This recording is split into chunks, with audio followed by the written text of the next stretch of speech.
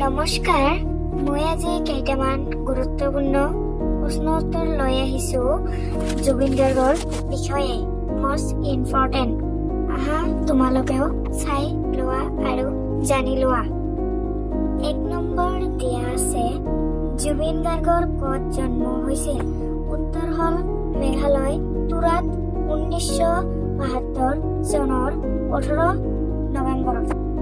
2 number দিয়া আছে জুবিনক কি নামেৰে মাতা হয়? উত্তৰ হ'ল গল্ডি, অসমৰ হাৰ্ট থ্ৰব, লুইট কণ্ট্ৰ আৰু হামিং সম্ৰাট।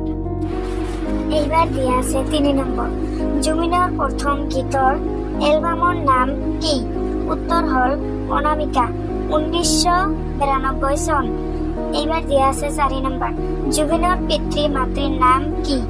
উত্তৰ হ'ল পিতৃ মোহিনী মোহন বৰঠাকুৰ আৰু মাতৃ স্বৰ্গীয় ইলা বৰঠাকুৰ।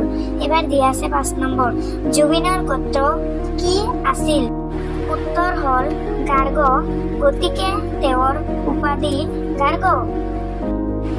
এইবাৰ দিয়া আছে 6 নম্বৰ জুবিনৰ পিতৃৰ ছদ্ম নাম কি আছিল? উত্তৰ হ'ল কপিল বৰঠাকুৰ।